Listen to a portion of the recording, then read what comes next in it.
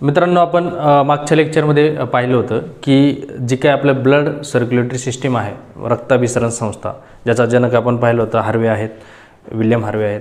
तर ह्या रक्ताभिसरण संस्थेमध्ये प्रामुख्याने 3 घटक महत्त्वाचे असतात. ते म्हणजे काय? पहिला रक्तवाहिन्या, नंतर रक्त, आणि तिसरा घटक म्हणजे हृदय.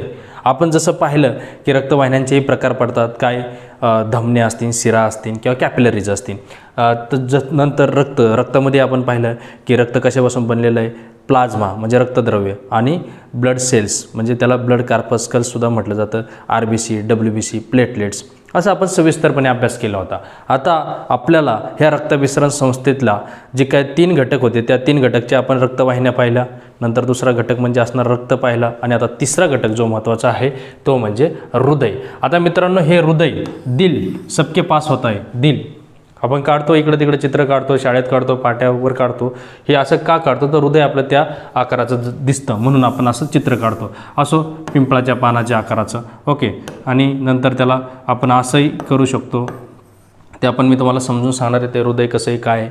असो, आता हे हृदय एक थोडक्यात मी तुम्हाला पाठीमागेही सांगितलं होतं कन्सेप्ट. हृदय लक्षात कसं ठेवायचं? रक्तभिसरण संस्था. रक्त म्हणजे आपला एक डाक आहे, डाकिया आहे. डाकिया म्हणजे पोस्टमन आहे. कोण? रक्त. आणि त्याचं डाकघर त्या पोस्टमनचं किंवा त्याचं डाक ऑफिस म्हणजे कोणी? हृदय आहे.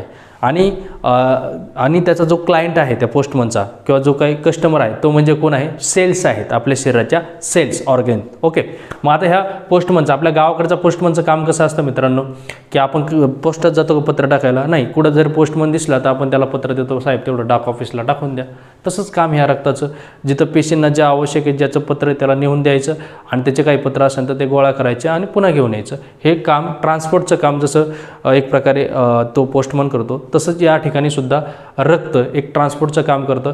जे पेशींना आवश्यक घटक आहेत ते हृदयाकडून घेऊन जातो, आणि जे अनावश्यक आहे ते पुन्हा गोळा करून घेऊन येतो, आणि ते काम कोणाचं आहे?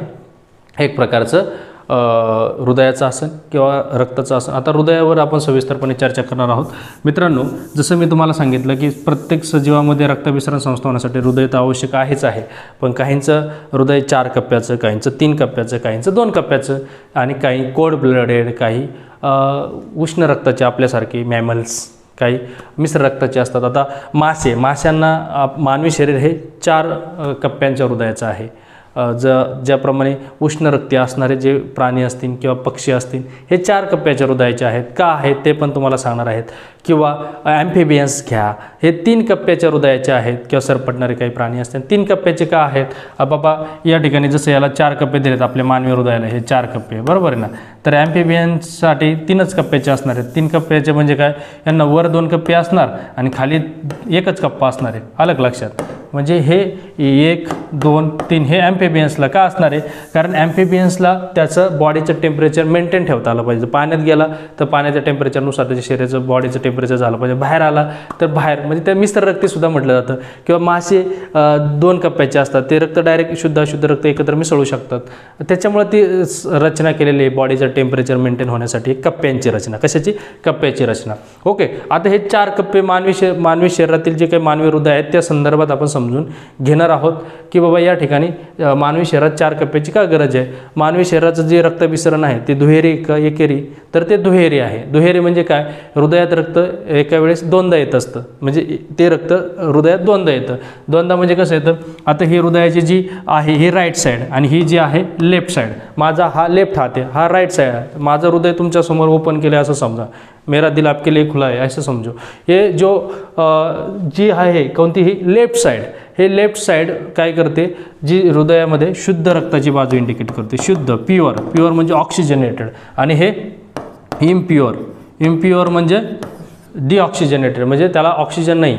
अशी ही जी डावी बाजू ही हृदयाची ही पूर्णपणे शुद्ध रक्तासाठी, आणि ही उजवी जी आहे अशुद्ध रक्तासाठी, ओके. आता मित्रांनो, याच्यामध्ये ज्या वेळेस एकाच वेळी काय होतं की शरीराच्या अवयवाकडून जी काय अशुद्ध रक्त असतं ती इथं येत असतं, आणि त्याच्यानंतर ही फुफ्फुसाकडे जाऊन शुद्ध होऊन पुन्हा हे डाव्या साईडला येत असतं. म्हणजे पहा, जे रक्त शरीराच्या अवयवाकडून येत असतं ते हृदयात दोनदा येतं. दोनदा म्हणजे काय येतं, सुरुवातीला ते कोणत्या कप्प्यात येतं, तर सुरुवातीला त्या उजव्या कप्प्यात येतं हृदयाच्या, नंतर फुफ्फुसाकडून जाऊन शुद्ध होऊन परत कोणत्या कप्प्यात येतं, तर हृदयाच्या डाव्या कप्प्यात येतं. म्हणजे तुमच्या ज्या अवयवाकडून आलेलं रक्त आहे ते रक्त हृदयात दोनदा येतं. दोनदा म्हणजे कसं, पहिल्यांदा ते उजव्या बाजूला येतं, नंतर ते फुफ्फुसाकडून शुद्ध झालं का डाव्या बाजूला येतं. म्हणून याला दुहेरी रक्ताभिसरण म्हटलं जातं. आपल्या शरीराचं हे दुहेरी रक्ताभिसरण आहे मानवी शरीराचं. ओके, आता हा दिल, आपला दिल आपण म्हणतो ना धडकणे. आता हे धडकणे का वाजतात का नाही ते सगळे मी प्रोसिजर तुम्हाला समजून सांगणार आहे. सर्वप्रथम तुम्हाला मी शिरा आणि धमन्या सांगितलं. शिरांचं काम काय होतं, अशुद्ध रक्त गोळा करणं कुठून, अवयवाकडून आणि ते हृदयाकडे आणणं. आणि धमन्यांचं काम काय होतं की शुद्ध रक्त हृदयाकडून कुठे घेऊन जाणं, तर अवयवांकडे घेऊन जाणं. त्यात काही दोन अपवाद सांगितले, फुफ्फुस शिरा आणि फुफ्फुस धमने, ते इथं आपल्याला पाहिजेत. आता मित्रांनो, तुम्हाला आत्ता मी सांगितलं हृदयाची जी उजवी बाजू आहे राईट साईड, ती राईट साईड म्हणजे काय, अशुद्ध रक्तासाठी, आणि डावी साईड म्हणजे शुद्ध रक्तासाठी. आता मित्रांनो, हृदयाविषयी कोणाला दोन दोन हृदय आहेत का, तर नाही, सगळ्यांना एकच आहे. फुफ्फुसं किती तुम्हाला, फुफ्फुसं दोन आहेत का एक आहेत, तर मित्रांनो इथं दोन फुफ्फुस आहेत, लक्षात ठेवा. किती आहे, दोन. एक राईट लंग्स आणि एक लेफ्ट लंग्स.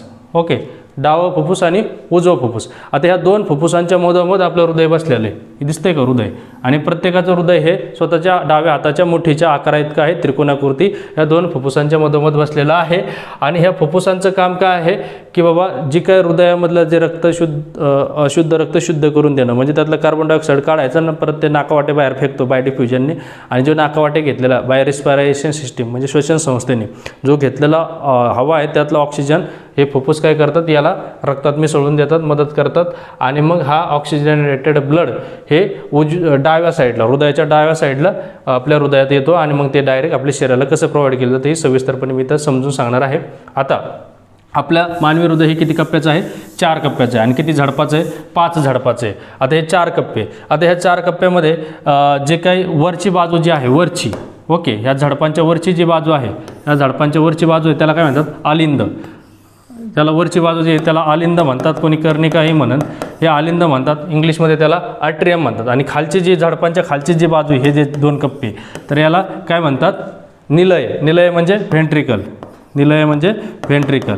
आता मित्रांनो, निलय व्हेंट्रिकल, खालची बाजू व्हेंट्रिकल, वरची बाजू आलिंद. ओके, आलिंद इंग्लिशमध्ये आट्रियम, खालची बाजू निलय, त्याला म्हणतात इंग्लिशमध्ये व्हेंट्रिकल. ओके, आता मित्रांनो, सर्वप्रथम आपण समजून घेणार आहे की जे अशुद्ध रक्त आहे आपल्या अवयवाचं ते गोळा करणारे 3 महत्त्वाच्या नलिका आहेत.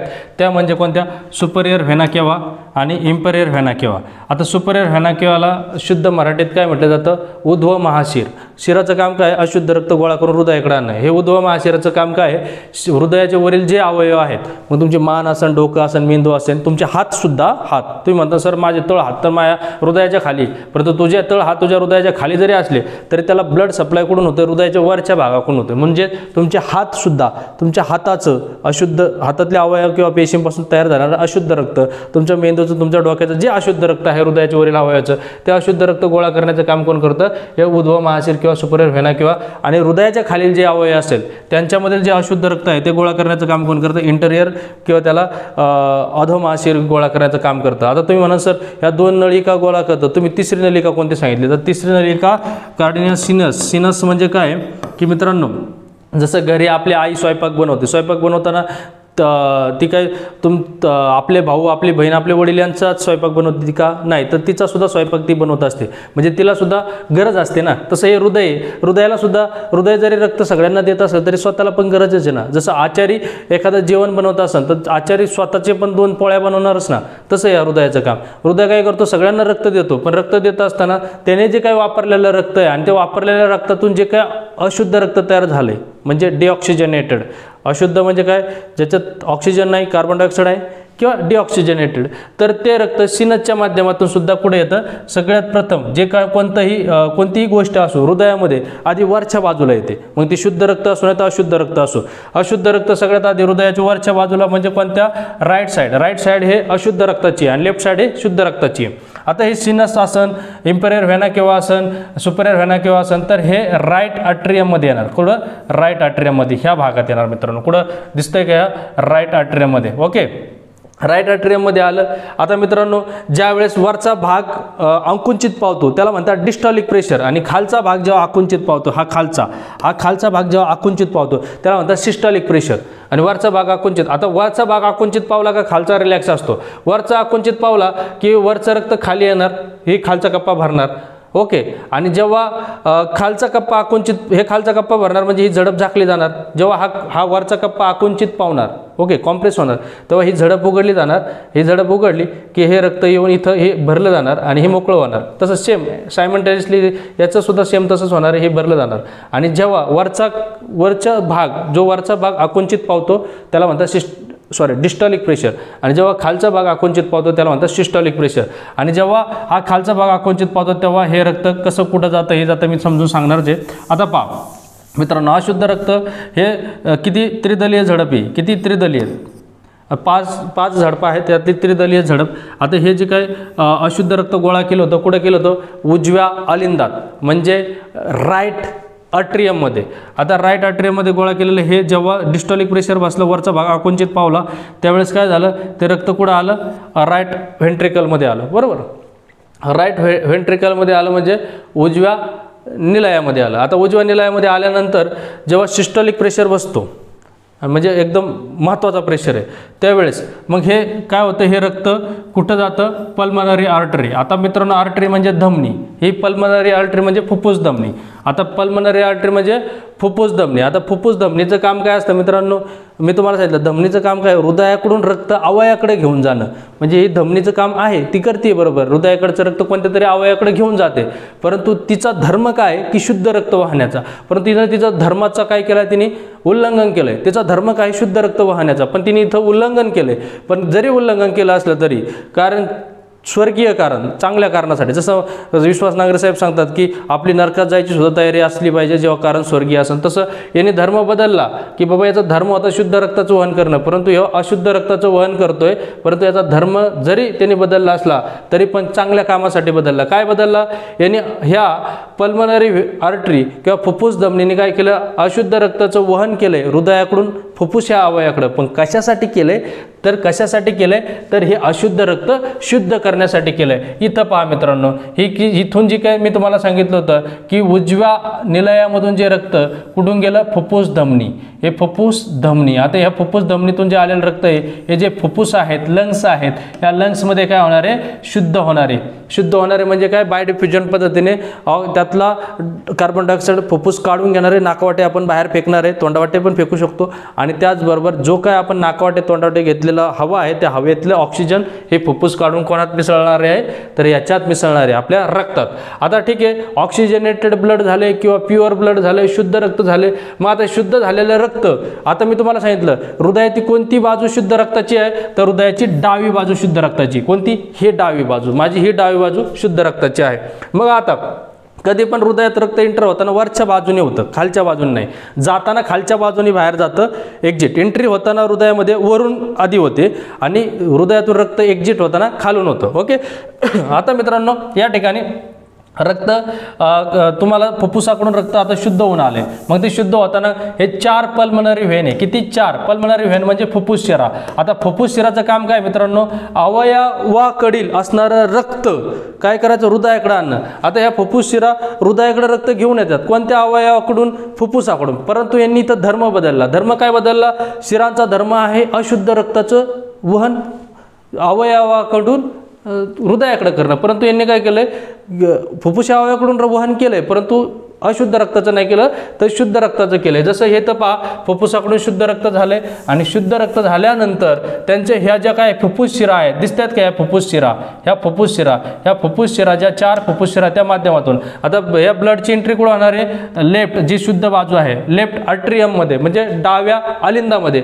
आता डाव्या आलिंदामध्ये जेव्हा डिस्टॉलिक प्रेशर होईल किंवा वरचा भाग जेव्हा आकुंचित पावन, तेव्हा ही द्विदलीय झडप उघडणार आहे. मिट्रल वाल्व द्विदलीय, ही राईट साईडची त्रिदलीय आणि लेफ्ट साईडची द्विदलीय, आणि ते द्विदलीय उघडल्यानंतर इथे येऊन काय होणार आहे, रक्त पूर्ण भरणार आहे हा कप्पा, आणि हा कप्पा भरल्यानंतर मित्रांनो ज्या वेळेस फक्त एक एक कप्पा सिस्टॉलिक डिस्टॉलिकमुळे फक्त एक कप्पा नाही होत, तर दोन्ही कप्पे, आता जेव्हा सिस्टॉलिक बसन तेव्हा हे दोन्ही कप्पे आकुंचित पावणार आहे. आकुंचित पावल्यानंतर यातलं जे अशुद्ध रक्त ही फुफ्फुसाकडे जाणार आहे, यातलं जे शुद्ध रक्त आलेलं आहे कुठून, जी फुफ्फुस शरीराकडून, हे कुठून जाणार आहे, हे जी काय महाधमनी आहे आरोटा, हे दिसतो ना आरोटा, हे महाधमनी या वेगवेगळ्या अवयवाकडे रक्त पाठवणार आहे. कोणतं कुठं जाणे, कोणाचं मेंदूकडे जाईन, कुठं दुसऱ्या अवयवाकडे जाईन, कोणाच्या हाताकडे जाईन, कोणाकडे पायाकडे जाईन, हे महाधमनी. या महाधमनीचं नंतर धमन्यामध्ये रूपांतर होतं, धमन्यांचं नंतर धमनिकामध्ये रूपांतर होतं, हे आरोटा. आता इथं बघा, आता या डाव्या बाजूला काय झालंय, एक प्रकारचं शुद्ध रक्त होऊन आलेलं आहे कुठून,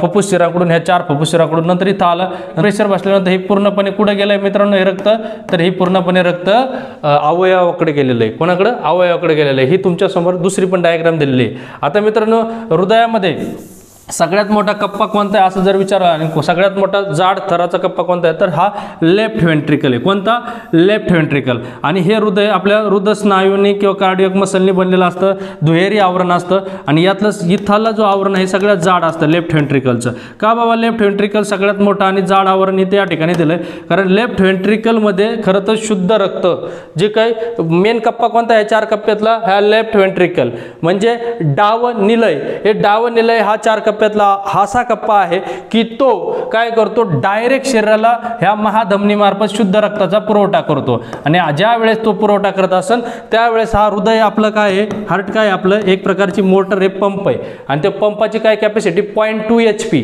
0.2 HP. आता 1 HP म्हणजे काय, मी तुम्हाला मागच्या फिजिक्सच्या लेक्चरमध्ये सांगितलं, 1 HP म्हणजे किती पॉवर, 746 वॅट. आता तुम्हाला आयोग प्रश्न विचारण, तुम्हाला HP पंपिंग कॅपॅसिटी विचारलं HP मध्ये, तर 0.2 HP सांगू शकतो. पण जर पॉवर तुम्हाला याच्यात वॅटमध्ये विचारलं तर 149.2 वॅट त्याची पॉवर असेल किंवा पंपिंग. जसं आपल्या गावाकडे 5 HP ची मोटर, 10 HP ची मोटर किंवा पंप 6-10चा असं म्हणतो ना, तसं 149.2 वॅट पॉवर असेल किंवा 0.2 HP ची पंपिंग कॅपॅसिटी असेल हृदयाची. आता मित्रांनो हृदय एक स्नायू आहे, परिहृद स्नायूंनी बनलेला असो, आणि ते जाड आवरण आहे, त्याचं वरच्या भागापेक्षा खालचं आवरण त्याचं जाड असतं. आणि ह्या 2 भागात तुलना केली तर ह्या भागाचं आवरण जास्त जाड असेल, आणि ह्या 4 कप्प्यात जर तुलना केली तर हा कप्पा सगळ्यात मोठा असेल. ओके, कोणतं, डाव निलय किंवा लेफ्ट व्हेंट्रिकल. तुम्हाला डोक्यावरून जात असेल तर रिपीट बघा, लेक्चर स्लो करून बघा, समजलं जाणार आहे. आता राहिला प्रश्न, दिल की धडकने. मेरे दिल की धडकने तेज आहे, अचानक ट्रक थांबला, अंगावर आला, भीती वाटली, अतिउत्साह आहे आपलं, किंवा व्यायाम केला, जिम मारली, उंचावर गेलो, लिफ्टमध्ये उभं राहिलो, तर आपल्या धडकणे वाढतात. धडकणे म्हणजे काय, हृदयाचे ठोके कुठून निर्माण होतात, तर मित्रांनो ज्यावेळेस आपण घाबरतो, भीतो, अतिउत्साह, उंचावर जातो, अचानक काहीतरी होतं, तर त्यावेळेस आपल्या शरीराची ब्लडिंग सुद्धा वाढते. म्हणजे ब्लडिंग का वाढते, तर पेशींना ऑक्सिजनची गरज पडते ना, आणि ब्लडिंग वाढती म्हणजे ब्लड सर्क्युलेशन वाढतं, आणि म्हणजे आपल्या पेशींना आवश्यक असणारं ऑक्सिजन वाढतो. मग त्यावेळेस ही प्रक्रिया थोडीशी फास्ट होती, आणि प्रक्रिया फास्ट होत असताना जे काही ठोके पडतात ते ठोके पडतात म्हणजे एक प्रकारचा आवाज असतो. तो आवाज कसा असतो, 15 dBच्या तीव्रतेत असतो. 15 डेसिबल आवाज कशात मोजतात, डेसिबलमध्ये मोजतात. त्याची तीव्रता किती असते, 15 dB. आणि आवाज कसा असतो मित्रांनो, लबडब. आवाज कसा येतो हृदयाचा आपला, लबडब. पण आवाज हृदयाचा येतो म्हणजे आवाज हृदयामध्ये काही शिट्टी बसवली का कुठं स्पीकर बसवलाय, तर नाही. तो आवाज कशाचा असतो, ह्या ज्या झडपा 5 झडपा असतात हृदयाचे, ह्या त्रिदल झडपासन, ही द्विदल झडपासन, ह्या झडपांचा उघड झाप याचा आवाज असतो. जसा तुम्ही घरातील दरवाजा किंवा एखादी खिडकी मोकळी असेल तर खिडकी लागती उघडते तेव्हा आवाज येतो. किंवा एखादा आपण हॉरर चित्रपट पाहतो त्यावेळेस दरवाजाचा असा आवाज येतो, लागतो उघडतो. तसे हे 2 दरवाजे आहेत आपले, कशाचे, हृदयाचे. जेव्हा हे रक्त येतं जातं, ज्यावेळेस ते झडपा लागतात उघडतात तेव्हा कसला आवाज येतो, लबडब. म्हणजे हा लबडब, हा जो हृदयाचे ठोके जे असतात, जो आवाज जो पडतो तो कशामुळे पडतो, हे झडपांच्या आवाजामुळे किंवा झडपांच्या उघड झाकमुळे तो आवाज निर्माण होतो, आणि तो आवाज तयार होत असतो. म्हणून मेरे दिल की धडकने आपको सुनाई नहीं दे रही है. हे झाले आपले ह्या कथा वगैरे प्रेमाच्या वगैरे, पण हे दिल म्हणजे हृदय. आता मन वेगळं, हृदय वेगळं, अनेक काही गोष्टी असो, त्या आता त्यात घुसायचं नाही आपल्याला. तर हे मानवी हृदय बऱ्यापैकी समजलं असेल. आता भ्रूणात तयार होणारा सर्वात पहिला अवयव कोणता असेल, तर हृदय असेल. भ्रूणात हृदय नाही तयार झालं तर ब्लड सर्क्युलेशन कसं होईल, एक वेळेस मेंदू नंतर तयार होत असेल. कुठं त्याला तरी अक्कल येते त्याला करायला लवकर. भ्रूणात तयार होणारा पहिला अवयव म्हणजे मानवी भ्रूण जे असतं, भ्रूण वेगळं, अर्भक वेगळं किंवा गर्भ वेगळा, अशा अनेक त्या कन्सेप्टने तुम्हाला तेवढे सांगा. भ्रूणात तयार होणारा पहिला अवयव म्हणजे हृदय असेल. आणि हृदय साधारणपणे आता हे बघा 360 ग्रॅमचा असेल, 360 ग्रॅमचा. लक्षात कसं ठेवणार, हा याला जर गोल केला, गोल सर्कल किती अंशाचा असतो, 360 डिग्रीचा, म्हणून हा 360 ग्रॅमचा हा हृदय असेल. ही बाब लक्षात ठेवा. प्रत्येकाच्या ज्याच्या डाव्या मुठी एवढा इतका असतो भ्रूणात तयार होणारा हृदय किंवा अवयव. आता सगळ्यात मोठं जर हृदय कोणाचं असेल तर देवमासा, व्हेल मासा किंवा देवमासा म्हणूया आपण, व्हेल मासा. आणि जर पृथ्वीवरील पाण्यात म्हणजे पृथ्वीवरील जर विचारला तर जिराफमध्ये मोठा असन. किंवा जर सगळ्यात जास्त कप्पे जर विचारले गेले तर आपल्याला माहिती आहे झुरळामध्ये हृदयाला किती कप्पे असतात, 13 कप्पे असतात. किती असतात, 13 कप्पे. हे पण लक्षात ठेवा, झुरळाला 13 कप्पे. हा पण प्रश्न आलेला आहे खूप वेळा. असो, आता आपल्याला हृदयासंदर्भात काही गोष्टी महत्त्वाच्या पाहिजेत. काय आहे की मानवी हृदय, ह्युमन हार्ट. आता मित्रांनो फॉरेमॅन ओव्हेल, आता हे काय आहे की जेव्हा भ्रूण असतं किंवा गर्भ असतो ते लहान लेकरू ज्यामध्ये जे काही हृदय असतं डेव्हलप होत असतं त्यावेळेस आहे ना, जे वरचे आलिंद असतं, वरचा भाग आलिंदाचा असतो, तर त्यावेळेस त्यांच्यामध्ये एक छिद्र असतं, त्याला म्हणतात फॉरेमॅन ओव्हेल. छिद्र असतं त्यावेळेस, म्हणजे ते असं बंद नसतं, फॉरेमॅन ओव्हेल. जेव्हा ते बाळ जन्माला येतं, जन्माला आल्यानंतर ते छिद्र बुजलं जातं, ते छिद्र बुजलं जातं, त्यालाच काय म्हटलं जातं, फॉसा ओव्हेल. फॉरेमॅन ओव्हेल म्हणजे बाळ जेव्हा आईच्या पोटात असतं गर्भ, त्यावेळेस ते छिद्र उघडं असतं, त्याला म्हणतात फॉरेमॅन ओव्हेल. म्हणजे ते रक्त इकडं तिकडं जाऊ शकतं. आणि जेव्हा तो जन्माला येतो न येतो त्यावेळेस ते बुजलं जातं. आणि तेव्हा त्याच्या ज्या खुणा शिल्लक राहतात, ही जी याच्यामधली जी खुणे जी शिल्लक राहते त्याला म्हणतात फॉसा ओव्हेल. पण जर ती बुजलं गेलं नाही छिद्र जन्मानंतरही, मग म्हणतात त्याच्या हृदयाला छिद्र आहे, त्याच्या हृदयाला भेग आहे, मग पुढं उपचार चालू होतात. हे झालं मानवी हृदयाच्या संदर्भात एक फॉरेमॅन ओव्हेल काय आणि फॉसा ओव्हेल काय ह्या कन्सेप्ट. आता मित्रांनो मानवी हृदयामध्ये आपल्याला हार्टबीट्स विषयी आपण पाहतो चालू आहे, ते पण पाहायचं आहे. परत पीसमेकर काय, पीसमेकर हा कन्सेप्ट बऱ्याच वेळा ऐकला, तो पण आपल्याला समजून घ्यायचा. आता हृदयाचे एकदा आकुंचन प्रसरण म्हणजे एक ठोकाव आहे, म्हणजे एक सिस्टॉलिक एक डिस्टॉलिक म्हणजे एक ठोका. सिस्टॉलिक डिस्टॉलिक म्हणजे काय, खालचा जेव्हा निलय आकुंचित पावतात, व्हेंट्रिकल आकुंचित पावतात तेव्हा सिस्टॉलिक प्रेशर बसतो. आणि कसं आहे, वरचा आणि खालचा सोबत आकुंचित पाहू शकत नाही. म्हणजे जर खालचा निलयाचा भाग आणि वरचा आलिंदाचा भाग जर सोबत जर आकुंचित झाला तर हृदय फुटन ना, अख्खं रक्त पांगन. तर सगळ्यात आधी जेव्हा खालचा भाग आकुंचित होतो तेव्हा वरचा हे होतो, काय होतं, त्याला काय होतं, प्रसरण पावतो. आणि जेव्हा वरचा आकुंचित होतं तेव्हा खालचा प्रसारित पावतो, कॉम्प्रेस एक्सपांड. तर तसंच आहे, हृदयाचं एकदा आकुंचन प्रसरण म्हणजे एक ठोका आहे. आता प्रौढ माणसामध्ये जर ठोके मोजले तर साधारणपणे नॉर्मली एका मिनिटाला 72 ठोके. किती, 72 ठोके झडपांचा आवाज असतो ते. ओके, आता दोन्ही झडपांचा आवाज सोबतच येतो मित्रांनो, कारण काय, दोन्ही रक्त सिस्टॉलिक प्रेशर वरून डिस्टॉलिक बसला तर दोन्ही झडपा सोबत उघडणार आहे, खालून सिस्टॉलिक बसला तर दोन्ही झडपा सोबतच झाकणार आहे. म्हणजे दोन्ही झडपांचा आवाज, म्हणजे इकडं हे जी त्रिदलीय तिकडं द्विदलीय, ओके, मेट्रल असून, तर हे 72 ठोके प्रति मिनिटाला, म्हणजे एक ठोका 0.8 सेकंदाला पडत असेल. किती, 0.8 सेकंदाला एक ठोका पडत असेल, कारण मिनिटाला 72 ठोके. तर आयोग हा पण प्रश्न विचारू शकतो की किती सेकंदाला एक ठोका पडत असेल, 0.8 सेकंद. आता वृद्ध व्यक्तीचे ठोके कमी असणार आहे, वृद्ध व्यक्तीचे ठोके किती असणार आहे, 60 ठोके प्रति मिनिटाला. किती, 60 ठोके. हा पण आयोग प्रश्न विचारू शकतो. लहान मुलांचे ठोके जास्त असतात, किती, 120 ते 160. पण रक्तदाब कमी असतो, लक्षात ठेवा. रक्तदाब वेगळा आणि हृदयाचे ठोके वेगळे. हृदयाचे ठोके म्हणजे तुमच्या त्या झडपांचं उघड जाप, आणि रक्तदाब म्हणजे त्या धमन्यांवरील रक्ताचा असणारा प्रेशर, धमन्यांचा. ते आपल्याला रक्तदाबमधला फरक आणि याच्यामधला फरक समजून घ्यायचा. आता लहान मुलांमध्ये किती असणार, 120 ते 160 जास्तीत जास्त ठोके प्रति मिनिटाला. लहान लेकरांचं ब्लड सर्क्युलेशन जास्त फास्ट होतं. आता झोपेत कमी राहतं. झोपेत किती असतं, 55 ठोके प्रति मिनिटाला. कधी कधी झोपेत पण घाम येतो आपल्याला. तर हे झोपेत 55 ठोके असतात प्रति मिनिटाला. झोपेत कमी आहे 55 ठोके, वृद्ध व्यक्तीची कमी 60 ठोके आणि प्रौढ व्यक्तीचे 72 ठोके. तर हे एक महत्त्वाचा फरक लक्षात ठेवा. सगळ्यात जास्त ठोके तर कोणाचे, लहान मुलाचे असतात, 120 ते 160 ठोके प्रति मिनिटाला. किंवा गरोदर महिलेचे सुद्धा ठोके जास्त असतात. का असतात ते पण सांगतो. किंवा मेहनत करणारे, अतिश्रम करणाऱ्या लोकांचे ठोके जास्त राहतात. किंवा तुम्ही व्यायाम केला त्यावेळेसही ठोके वाढतात, तुम्ही रनिंग केली ठोके वाढतात, अचानक घाबरलेत, पुढं साप आलाय, वाघ आलाय, तर त्यावेळेस तुमचे ठोके वाढलेले असतात. किंवा तुम्ही उंचावर जाताय लिफ्टच्या माध्यमातून किंवा अनेक उंचावर, त्यावेळेसही तुमच्या हृदयाचे ठोके वाढलेले असतात. पण जेव्हा तुम्हाला शॉक लागतो तेव्हा तुमचे ठोके कमी झालेले असतात. किंवा तुम्ही झोपलेले असाल तेव्हा तुमच्या हृदयाचे ठोके कमी झालेले असतात. हे पण बाबी नोट डाऊन करत चला. आता ठोक्याची सुरुवात कुठून होते हे आपल्याला पाहिजे. ठोक्याची सुरुवात उजवा आलिंद. आता उजवा म्हणजे ही बाजू, माझा उजवा हात, उजवा आलिंद. ओके, ठोक्याची सुरुवात कुठून होते? उजव्या आलिंदावरील सिनो ऑरिक्युलर नोड. सिनो ऑरिक्युलर नोड त्याला आपण S.A सुद्धा म्हणू. शिरो ऑरिक्युलर नोडमध्ये होते, त्यास पेसमेकरही असे म्हणतात. म्हणजे तो भाग इथे. आता तुम्हाला व्यवस्थित नाही समजलं तर नेक्स्ट स्लाइडमध्ये दिला मी. ओके, शिरो ऑरिक्युलर नोड इथं काय होतं? हृदय स्वतःची काय म्हणतो त्याला आपण संवेग, हृदय स्वतःचा काय म्हणतो एक प्रकारे एक आवाज किंवा त्याला इम्पल्स कोण तयार करतो? हृदय स्वतःचा इम्पल्स स्वतः तयार करतो.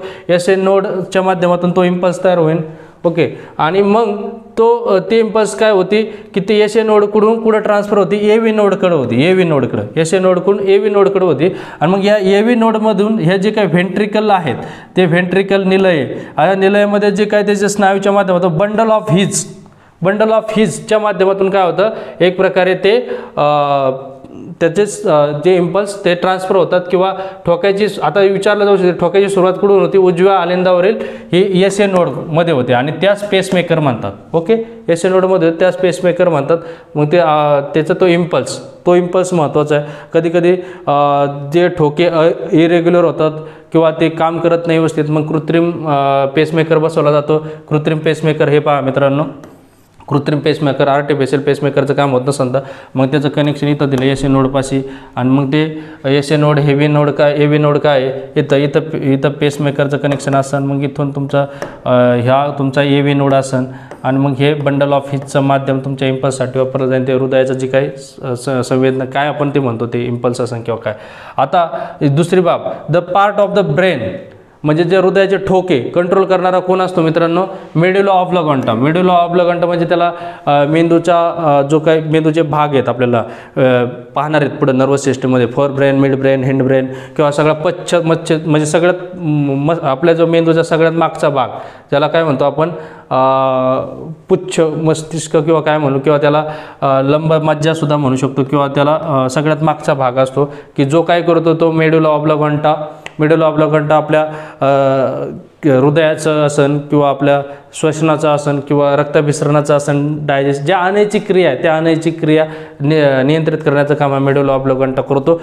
मी इथं तुम्हाला का दिलं, आयोग तुम्हाला विचारू शकतो की तुमच्या जी हृदयाच्या ठोक्याची क्रिया आहे ती मेंदूकडून नियंत्रित होती का? तर होती ना. मेंदू सगळ्यावरच नियंत्रण ठेवतो, तर मेंदूकडून होती. मग ती कुठून होती? ती इनव्हॉलेंट रिएक्शन असल्यामुळे ती मेड्युला ऑब्लिगॉन्टा कोण होतं? मेंदूचा जो सगळ्यात पश्चिम मस्तिष्काचा जो सगळ्यात मागचा भाग आहे हा जो मेड्युला ऑब्लिगॉन्टा, तर ह्या मेड्युला ऑब्लिगॉन्टाच्या लंब म्हणजे संबंधित असेल तर तो हा हृदयाचे ठोके नियंत्रित करत असतो. ओके, जेव्हा हृदयाचे ठोके अनियंत्रित किंवा काय असेल तर त्यावेळेस आपल्याला कृत्रिम पेसमेकर वगैरे तर बसावं लागतो. हे पेसमेकरची डायग्राम तुम्हाला या ठिकाणी दिलेलीच आहे. ओके मित्रांनो, आता अजून काय पाहता येईल हृदयाच्या ठोक्यासंदर्भात? तर हृदयाच्या ठोक्यासंदर्भात काय की ठोके मोजण्यासाठी टेथोस्कोप वापरला जातो. टेथोस्कोप आपण हे डॉक्टरच्या गळ्यात अडकलेला बऱ्याच वेळा पाहतो. टेथोस्कोप जर डॉक्टरच्या गळ्यात टेथोस्कोप नसेल तर आपण त्याला डॉक्टरच मानत नाही. लहानपणापासून आपल्याला सवय झाली, ज्याच्या गळ्यात ते टेथोस्कोप त्याला डॉक्टर समजायचो. किंवा आता गावाकडे पांढरा कोट वगैरे घालत नाही, शहरात कळतं पांढरा कोट असलं का डॉक्टर, पण गावाकडे काय याच्यावरूनच त्या डॉक्टरची आयडेंटिटी करायचो आपण. हे याच्या माध्यमातून डॉक्टरला कळायचो हे आजारी का, कसं आहे, याचं नॉर्मल आहेत का ठोके, कसे आहेत काय, नाही का. आता शक्यतो ठोके मोजताना ते आपली जे रेडियल आर्टरी उजव्या हाताची किंवा कोणत्याही हाताची रेडियल आर्टरी म्हणजे त्याला काय म्हणतो अक्षीय धमनी म्हणतो, त्या धमनीच्या माध्यमातून सुद्धा डॉक्टर चेक करू शकतात आपले ठोके वगैरे. असं आता ठोके कधी कधी वाढतात, जेवताना वाढतात ठोके, अति आनंद झाला असेल, अति उत्साह झाला असेल, रिझल्ट लागला आणि तुम्ही DYSP झाले, PSI झाले तर तुमचे ठोके वाढणार आहे. ताप आला असेल तर ठोके वाढणार आहेत, ते डॉक्टरला कळतं. ताप आल्यानंतर ठोके वाढतात. कसरत करता, व्यायाम करता, एक्सरसाइज करता, 800 मीटर मारले तुम्ही ठोके वाढलेत. गरोदर महिलेचे ठोके वाढणार. उंचीवर जाईल तेव्हा तुमचे ठोके वाढले जाणार आहेत. आता कमी कधी होतात? जेव्हा तुम्ही झोपता किंवा शॉक लागतो तुम्हाला तेव्हा तुमच्या हृदयाचे ठोके कमी होणार आहे. जेवढा शरीराचा आकार कमी तेवढे ठोके जास्त. म्हणजे जर हत्ती आणि उंदराची तुलना केली तर हत्तीचे ठोके कमी कारण हत्तीचा आकार जास्त आहे आणि उंदराचे ठोके जास्त कारण उंदराचा आकार कमी आहे. आता ठोक्याचे स्पंदन आलेख हे ECGच्या माध्यमातून इलेक्ट्रोकार्डिओग्राम म्हटलं जातं. इलेक्ट्रोकार्डिओग्रामच्या माध्यमातून ठोक्याचा आलेख मोजला जातो. तुम्ही कधी हॉस्पिटलमध्ये गेले असाल, बऱ्याच शरीराला वायरी बिरी पिना बिना टाकून जोडलं जातं. तिकडे ते काहीतरी एक द्रव लिक्विड स्वरूपाचा द्रव आपल्या शरीराला लावून ते चिकटवतात आणि काही सेकंदात काही मिनिटात हा इलेक्ट्रोकार्डिओग्राम देतात. त्याच्यातून आपल्याला नॉर्मल बीट काय वाटलं आणि माणूस मेला की ते डायरेक्ट असं सरळ होतं, हृदयाचं काम थांबतं. डायरेक्ट कोणता DC सिग्नल डायरेक्ट सरळ होतं, हृदयाचं काम थांबलं, माणूस जिवंत आहे का मी याला हे ह्या ECG वरूनही समजू शकतं. किंवा ठोक्याची आवाज तीव्रता किती आहे, 15 डेसिबल आहे. किती, 15 डेसिबल. ओके, अजून काय सांगू शकतो आपण हार्टबीट संदर्भात, की आता हार्टबीट्स वेगळं, हृदयाचे ठोके वेगळे आणि रक्तदाब वेगळं. आता रक्तदाबविषयी आपण समजून घेणार आहे. साधारण रक्तदाब म्हणजे कशाच्या माध्यमातून मेजर केला जातो, जे आपल्या धमन्या आता आपल्याला माहिती हृदयाच्या माध्यमातून जेव्हा सिस्टोलिक प्रेशर बसतो त्यावेळेस जी काय आपल्या लेफ्ट जी काय व्हेंट्रिकल आहे तिथून ते रक्त आरोटाच्या माध्यमातून आपल्या धमन्या, मग धमन्यावर तुम्हाला माहिती आहे 100 mm ऑफ Hg एवढं प्रेशर त्या धमन्यांवर असतं रक्ताचं सुरुवातीपासून. मग त्या धमन्यावर जे रक्ताचं प्रेशर असतं त्याला रक्तदाब म्हणतात आणि त्या धमन्यांच्या रक्ताचा प्रेशर त्यालाच रक्तदाब म्हणतात. आता साधारण रक्तदाब किती, 120. सिस्टॉलिक प्रेशरला 120 म्हणजे जेव्हा व्हेंट्रिकल एक्सपांड होतील तेव्हा, आणि डिस्टॉलिक प्रेशरला 80. ओके, म्हणजे सिस्टॉलिक प्रेशरला 120 बसला पाहिजे आणि डिस्टॉलिक प्रेशरला 80 mm ऑफ Hg बसला पाहिजे, तेव्हा तो नॉर्मल व्यक्ती आहे. पण उच्च रक्तदाब म्हणजे जेव्हा त्याला हायपरटेन्शन म्हणतो, हायपरटेन्शन जेव्हा तुम्हाला अतिताण येतो, अचानक काहीतरी तुम्ही डिप्रेशनमध्ये, तर तेव्हा अतिताण आल्यानंतर तुमचा BP हाय होतो, हाय BP. कोणात तरी निधन वार्ता ऐकणे तुम्ही खूप हाय BP झाला, त्यावेळेस तुमचा सिस्टॉलिक प्रेशरला काय होतो की जो 120 होता तो 160 जातो, डिस्टॉलिकला 95 वर येतो आणि त्याच्यापेक्षा जास्त तुमचा जर BP हाय होत असेल तर हाय BP झाला, मग त्याला हार्ट अटॅकचा झटका येतो. कुठंतरी पोराने वेगळंच कांड केलं, बापाला कळतं, बापाला डायरेक्ट हाय BP होतो. कधी कधी लो BP पण होतो एखाद्याचा. लो BP म्हणजे काय, त्याला हायपोटेन्शन. ओके, हायपरताण, अतिताण किंवा हायपोटेन्शन म्हणजे कधी कधी लो BPनेही लोक जातात. काय होतं, BP अचानक कमी होतो. जेव्हा एखादा व्यक्ती मरणाच्या दारात असेल त्यावेळेस त्याचा हाय BP होऊन कधी कधी लो BP होतो, डायरेक्ट 100, सिस्टॉलिकला 100 आणि डिस्टॉलिकला 60, तर तो याच्यापेक्षा कमी झाला का तो लो BP म्हणायचा. आणि रक्तदाब मोजण्यासाठी काय वापरतात, स्पिग्मोमॅनोमीटर. स्पिग्मोमॅनोमीटर काय, हे चित्र तुम्हाला इथं दिलं आहे, स्पिग्मोमॅनोमीटर किंवा इथं दिलं आहे. ते काय करतात, आपल्या दंडाला काय करतात, ते एक कापडी काहीतरी पट्टी बांधतात आणि नंतर ते ही धरतात, हातातून दाबतात जोरात आणि एकदम हवा मस्त वाटतं आपल्याला, आणि त्यातून मग ते नंतर चेक करतात. काय करतात, आपले रक्तदाब चेक करतात. ओके, आता आपल्याला मानवी हृदयाच्या संदर्भात काही महत्त्वाच्या 2 गोष्टी पाहिजे. पल्मनरी सर्क्युलेशन म्हणजे फुफ्फुसाच्या संदर्भात रक्तभिसरण आणि सिस्टमॅटिक सर्क्युलेशन. आता पल्मनरी सर्क्युलेशन हे म्हणजे काय, की पल्मनरी सर्क्युलेशन म्हणजे काय, की हृदयातील रक्त फुफ्फुसाकडे जाणं आणि फुफ्फुसाकडचं रक्त हृदयाकडे येणं, याला म्हणायचं पल्मनरी सर्क्युलेशन. आता शरीरात जे रक्त आलेलं होतं कोणत्या, उजव्या साईडला शुद्ध रक्त. आता हृदयातून रक्त कुठं जाणं, फुफ्फुसाकडे जाणं. ओके, गेलं का फुफ्फुसाकडं, आणि फुफ्फुसाकडील रक्त कुठे येणं, हृदयाकडे येणं. फुफ्फुसाकडील रक्त कुठे येणं, हृदयाकडे येणं. म्हणजे हृदयाकडे रक्त फुफ्फुसात जाणं, फुफ्फुसाकडील रक्त हृदयात येणं, यालाच काय म्हणायचं, पल्मनरी सर्क्युलेशन म्हणायचं. ओके, आता नेक्स्ट काय, सिस्टमॅटिक सर्क्युलेशन. सिस्टमॅटिक सर्क्युलेशन म्हणजे काय, की बाबा इथं फुफ्फुसाचा संबंध नाही घ्यायचा, इथं फक्त कोणाचा घ्यायचा, हृदयाचा आणि बॉडीचा. आता बघा इथं शुद्ध आहे, आता हृदयाकडून रक्त बाकी शरीराकडं आणि बाकी शरीराकडचं अशुद्ध रक्त हृदयाकडं. ओके, आणि नंतर हे आपल्याला माहिती की बाबा इथून शुद्ध होतं आणि शुद्ध झाल्यानंतर इथं येतं, पुन्हा इथं जातं, पुन्हा इथं बघा इथून लेफ्ट साईड जी आहे हार्टची ती शुद्ध रक्ताची असते, शरीर वापरतं आणि त्याला अशुद्ध करतं. अशुद्ध केलेलं रक्त ह्या राईट साईडला येतं हृदयाच्या, आणि ते राईट साईडला आलेलं अशुद्ध रक्त हे हृदय कोणाकडं, फुफ्फुसाकडे पाठवतं. फुफ्फुस शुद्ध करतं, शुद्ध झालेलं रक्त पुन्हा राईट साईडला, पुन्हा असं कसं, असं हे सर्क्युलेशन होतं. ओके, हे झालं सिस्टमॅटिक सर्क्युलेशन मानवी हृदयासंदर्भात. आता हार्ट सर्जरी मित्रांनो, हार्ट सर्जरी ओपन सर्जरी तसं 1959 वेल्लोरला झालेली आहे आपली, मद्रासमध्ये असून किंवा काय. तर पहिलं कृत्रिम हृदय प्रत्यारोपण कोणी केले, डॉक्टर ख्रिश्चन बर्नार्ड. कोणी केले, डॉक्टर ख्रिश्चन बर्नार्ड यांनी केले पहिलं कृत्रिम. आणि भारतात कोणी केले, डॉक्टर वेणुगोपाल. भारतात कोणी केले, डॉक्टर वेणुगोपाल. ओके, आणि बाहेर साऊथ आफ्रिकामध्ये मला वाटतं 1957च्या दरम्यान कोणी केले, ख्रिश्चन बर्नार्ड. हार्ट सर्जरी म्हणजे काय, हृदय प्रत्यारोपण, ओपन हार्ट सर्जरी भारतात 1959ला झालं. हृदय प्रत्यारोपण, कृत्रिम हृदय प्रत्यारोपण म्हणजे एका माणसाचं हृदय दुसऱ्या माणसाला काढून बसवणं. हे सगळ्यात पहिला प्रयोग साऊथ आफ्रिकेत ख्रिश्चन बर्नार्ड यांनी केला, त्याच्यानंतर भारतामध्ये वेणुगोपाल यांनी केला. ओके, तसं ओपन हार्ट सर्जरी 1959ला भारतामध्ये वेल्लोरला झाली होती. आता हार्ट डिसीज म्हणजे हृदयापासून होणारे रोग, ब्ल्यू बेबी. आता ह्या ब्ल्यू बेबी तुम्हाला दिसतोय, याचे होठ निळे आहेत, डोळे निळे आहेत, त्वचा थोडीफार निळी आहे, होठ निळे, त्वचा निळी. का बाबा ब्ल्यू बेबीज हा हार्ट डिसीज? तर हे अनुवंशिक थोडक्यात काहीतरी त्याच्यामध्ये हार्टमध्ये प्रॉब्लेम झाल्यामुळं त्याला ब्ल्यू बेबी होते. त्या हार्ट्समध्ये प्रॉब्लेम झाल्यामुळे त्याची त्वचा वगैरे निळसर होते. अशा प्रकारे आपण हृदयाबाबत पाहिलेलं आहे मित्रांनो. आता आपल्याला पुढचा टॉपिक बघायचा, रक्त.